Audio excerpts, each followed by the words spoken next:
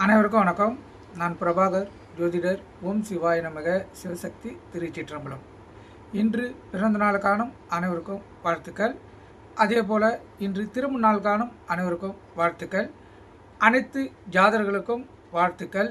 அனைத்து ஜாதகர்களும் செல்வ வளம், ஆரோக்கியம், மகிழ்ச்சி, சந்தோஷம், நிம்மதி அனைத்தும் தரும் நாளாக இந்த நாள் அமையட்டும் என்று எம்பெருமான் சிவபெருமானிடம் அடியேன் வேண்டிக் கொள்கிறேன்.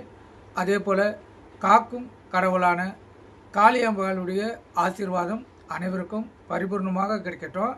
இப்போ நான் என்ன சொல்ல போகிறேன்னா, இன்றைய நாளுடைய நிலைப்பாடை தான் சொல்ல போகிறேன். நீங்கள் கருத்து கொண்டு பயன்பெறுங்க. பரப்பாக ஆவணி 3 இன்று வியாழக்கிழமை, ஆங்கில தேதி ஆகஸ்ட் 20, 2026. இன்று அஷ்டம திதி கடைபிடிக்கப்படுகிறது. அதே போல் கீழ் நோக்கினால் நட்சத்திரம் இன்று பிற்பகல் 12:26 வரை விசாகம், பின்பு அனுசம். திதி இன்று இரவு 11:49 வரை அஷ்டமி, பின்பு நவமி. யோகம் இன்று முழுவதும் சித்த யோகம். சந்திராச நட்சத்திரம் அஸ்வினி, பரணி. ராசி பார்த்திங்கன்னா மேச ராசி. சந்திராசை பொறுத்த மட்டும் ராசியை 50% பாதிக்கும், லக்குனத்தை 90% பாதிக்கும். அதனால் மேச ராசி, மேச லக்குனம் இன்று மிக கவனமாக இருக்கணும்.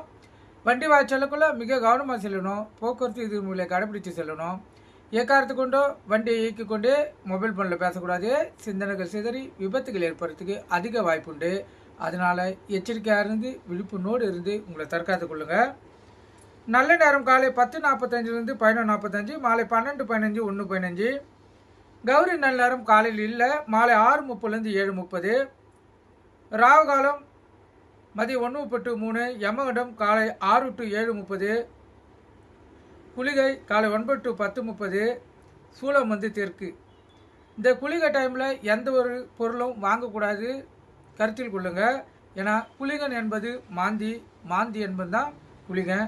அந்த காலகட்டத்தில் எந்த ஒரு நல்ல செயல் செய்தாலும் கெட்ட செயல் செய்தாலும் அது பாதிப்பையே ஏற்படுத்தும். ஏன்னா குளிகன் என்பது மீண்டும் மீண்டும் செய்ய தூண்டுவது.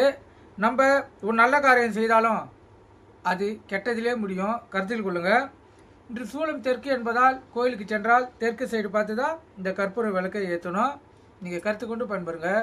நன்றி, வணக்கம். வாழ்க வளமுடன்.